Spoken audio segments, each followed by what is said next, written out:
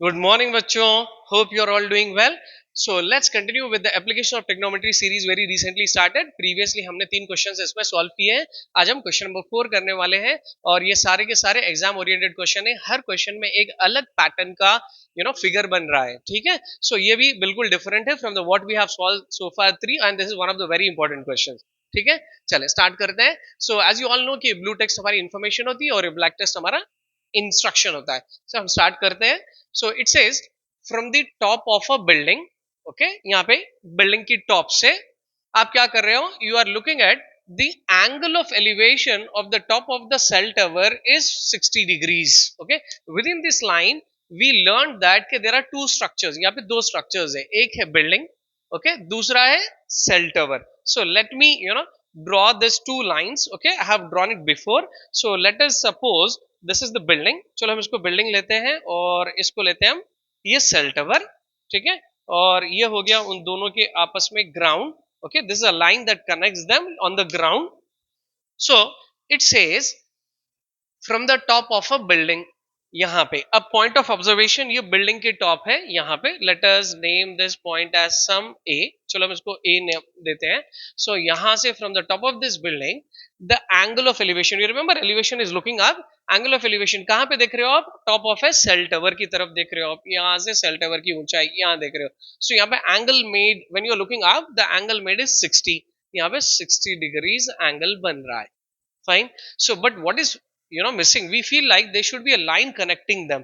So this is in the space, this is in the air. So building to tower तो हवा में तो कोई लाइन नहीं होती है. तो what we do is like normally आप एक dashed line उतारिए, एक imaginary line that connects the both. Okay, और ये पॉइंट पे जो टावर को यहाँ पे कनेक्ट कर रही है, let us name it as some D. Point D, A B C D. Not necessary आप कैसे भी उसको ये लेटर्स दे सकते हो. और ये जो टावर का टॉप है, let us name it as some E. ठीक है. ऑलमोस्ट फिगर फॉर्म हो चुका है almost, but question is not yet complete. हम अदर पार्ट क्वेश्चन पढ़ते हैं. So it says and the angle of depression. तो देखिए एक नया टर्म इंट्रोड्यूस हुआ यहाँ पे इस क्वेश्चन में, जैसे मैं बता रहा था कि समथिंग डिफरेंट यहाँ पे सीखेंगे आप. So angle of depression. So depression यानी कि it is simply the opposite of elevation. You don't take this psychological meaning of the depression, going into depression. वो वाला डिप्रेशन नहीं होता, ये सैड वाला डिप्रेशन नहीं होता. ये डिप्रेशन यानी नीचे की तरफ देखना है. जिस तरह आप एलिवेशन ऊपर जाते हो तो यहाँ पे डिप्रेशन आप नीचे आते हो. ये देखिए कि ये एलिवेशन में ये लाइन ऑफ साइट ऊपर थी. अभी आप क्या कर रहे हो? You are at the same point. आपका पूरा सेंटेंस कंप्लीट नहीं हुआ, फुल स्टॉप यहाँ पे है. आप सेम पॉइंट पे हो, टॉप ऑफ ए बिल्डिंग पे हो. वहां से आप पिछली बार आप टॉप ऑफ ए टावर देखे थे, अभी आप देखोगे depression to the foot of the tower, यानी फुट ऑफ ए टावर की तरफ आप नीचे की तरफ देख रहे हो from the same point. So here the angle made is 45. यहाँ पे 45 डिग्री एंगल बन रहा है. ठीक है, right. So still we have to continue with the question. लेकिन मैं आपको यहाँ पे कुछ बताना चाह रहा हूँ कि ये जो डिप्रेशन की जब बात होती है ना एंगल की, okay, I draw one another triangle and I will show you. ये एक राइट एंगल ट्रायंगल है. अगर मानो कि the observer is at this point C, यहाँ पे है, और यहाँ से डिप्रेशन यानी लाइन ऑफ साइट नीचे. अगर आप नीचे की तरफ देख रहे हो और सम एंगल लाइक 45, यहाँ पे जैसे 45 है, 45 बन रहा है. So what you have to do is you have to draw an imaginary line. ये तो यहाँ पे थी कनेक्ट करने के लिए. वैसे भी आपको कहीं पे भी सिंगल फिगर भी बनाना है तो यहाँ पे आप लाइन ड्रॉ करोगे और यहाँ पे आप जो भी एंगल बना वो एंगल लिखोगे. Okay, so now my question to you all is कि but this angle is out of the right angled triangle. ये right angle triangle के बाहर है, ये तो अंदर होना चाहिए, isn't it? तो इसके लिए हम क्या करेंगे? हम alternate angle यहाँ पे भी 45 लिख सकते हैं या लिख लेंगे. How come? वो कैसे लिखेंगे? ये देखिए, अगर दो parallel lines है, these two are considered as parallel lines, and this line, the line of side going down depression वाली line, इसको आप लोगे transversal. ठीक है. अगर आप इसको ट्रांसवर्सल लेते हो तो ये हो गए, ये दो एंगल्स जो बन रहे हैं ना, इसको ऑल्टरनेट इंटीरियर एंगल्स कहा जाता है. ठीक है, देखो ये ऑल्टरनेट इंटीरियर एंगल्स है, तो ये दोनों एंगल सेम होते हैं. In case if it is 45, so even this is 45. Okay, एक और भी pair of alternate interior angles होते हैं, मैं आपके इन्फॉर्मेशन के लिए बता रहा हूँ. ये जो ब्लू वाले हैं ये भी.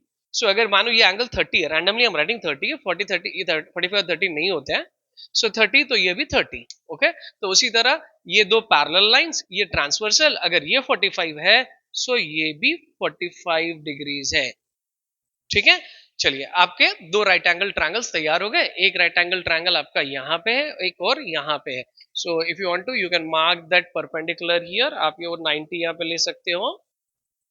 ओके चलिए अब आगे कंटिन्यू करते हैं हम क्वेश्चन को। It says if the distance of the building from the tower is 7 meter, बहुत simple, distance of the building from the tower यानी distance from B to C, building to tower is 7 meters। Okay और भी information थी है। अब finally हमको करना क्या है, find the height of the tower, हमको टावर की हाइट फाइंड करना है। Okay from this point E you know to C, तो let us assume the height to be some h meters, इसको हम h meters अज्यूम करते हैं।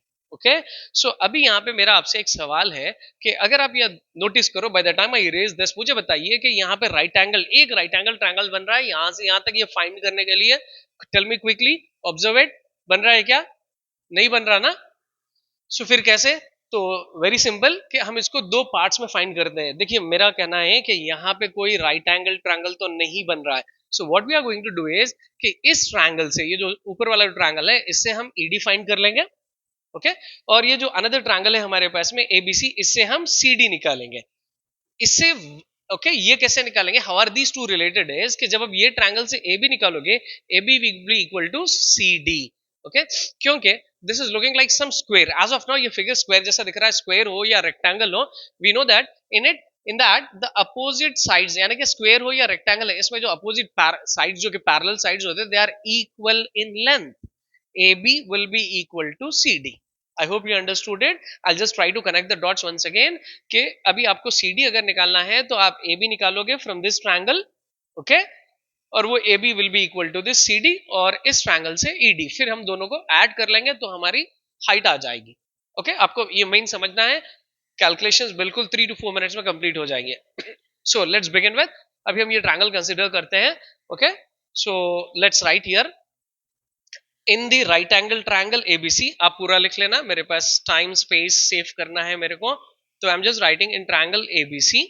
ठीक है यहाँ पे कौन सी रेशियो यूज करेंगे हम, देखिए with respect to this angle ये साइड हो जाएगा opposite, okay and this side is adjacent, so obviously we are going to use tan, हम यहाँ पे tan यूज करेंगे। देखो फ्रीक्वेंटली tan ही यूज होता है मोस्ट क्वेश्चंस में, but not all, it depends again, कभी हमको साइन और कॉस भी यूज करना पड़ेगा। तो tan थीटा अपोजिट में एडजेसेंट हो जाएगा, तो tan theta, theta is okay angle made here is 45 equal to opposite, this is opposite side AB, okay AB by adjacent, ये एडजेसेंट क्या है यहाँ पे BC। ठीक है सो tan 45 की value you all remember from the table, it is equal to 1 AB। Now coming to AB, side AB unknown है, हमको AB फाइंड करना है, we are trying to find AB। और BC, BC बताइए, BC कितना है, 7 है। तो अभी आप क्या करोगे, सिंपल 7 को हम यहाँ क्रॉस मल्टीप्लाई करते हैं, सो वो बन जाएगा 7 1 7 इक्वल्स टू AB, राइट।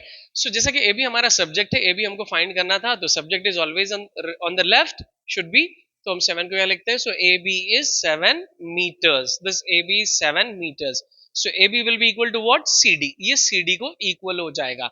सो बस ऐसे फिगर से नहीं लिखना, आपको एक स्टेटमेंट लिखना पड़ेगा इन द स्क्वायर या फिर रेक्टेंगल, इट डिपेंड्स आप फिगर कितनी डिस्टेंस पर ड्रॉ करते हो उसके आधार पे कभी ये स्क्वायर या ऐसे लगेगा। तो अभी तो this is looking like a square, in square ABCD, okay ये स्क्वायर में, ओके ABCD में, या फिर रेक्टेंगल भी हो तो कोई बात नहीं, अपोजिट साइड्स, जो अपोजिट साइड्स होते हैं, तो चाहे वो स्क्वायर हो या रेक्टेंगल हो, अपोजिट साइड्स आर इक्वल। तो इसमें क्या हो गया, AB is equal to CD हो जाएगा। ठीक है AB is equal to CD होगा। एक और चीज यहाँ पे also BC will be equal to AD, okay and BC, this side BC is equal to AD, okay तो इससे क्या हो गया कि AB 7 था तो CD is also 7, okay it implies okay CD directly हम लिख लेंगे क्योंकि AB already we have calculated here, हमारा फोकस CD पे, हमको ये बताना है कि CD 7 हो गया यहाँ पे। Okay we are done with this कि ये पार्ट आ गया, अभी ये पार्ट चाहिए। Okay just few steps. तो now coming to this right angle triangle that is EDA, अगर हम इस ट्रायंगल की बात करते हैं, I will write it over here for you, तो मैं आपके लिए उसको यहाँ पे लिखता हूं in right angle triangle EDA, आप सब लिख लेना यहाँ पे पूरा EDA। तो यहाँ पे जब हम रेशियो की बात करते हैं तो with respect to this angle ये साइड हमको फाइंड करना है, तो ये बनेगा अपोजिट और ये एडजेसेंट, ठीक है, इन दोनों को ही लेना है, not concern with this, okay. So how do we know कि ये AD कितना है? AD is equal to BC, we wrote here, right? AD is equal to BC, क्योंकि ये 7 मीटर था तो ये भी 7 हो जाएगा ऑब्वियसली, ओके। तो यहाँ पे लिख लेते हैं हम, and AD, I mean AD is also equal to 7 meters, ठीक है। so using this angle and using this side two measurements we'll try to find out ED, okay। तो in this triangle अभी हम अगर रेशियो की बात करेंगे तो रेशियो हम कौन सी लेंगे? यहाँ पे भी हम tan ही लेने वाले हैं क्योंकि हमको अपोजिट फाइंड करना है और adjacent is known to us. So instead of writing the formula tan theta and all again, तो मैं डायरेक्टली यहाँ पे एंगल लिखता हूँ, तो that is angle 60 degree, tan 60 degree equals to opposite, the opposite side is ED, if you want to आप यहाँ पे कुछ assume कर सकते हो by AD, right? चलिए अब हम वैल्यू सब्स्टिट्यूट करते हैं, tan 60 degrees as we know it's √3, okay, √3 equal to ED is unknown, that is we are supposed to find it by AD, AD is 7 meters।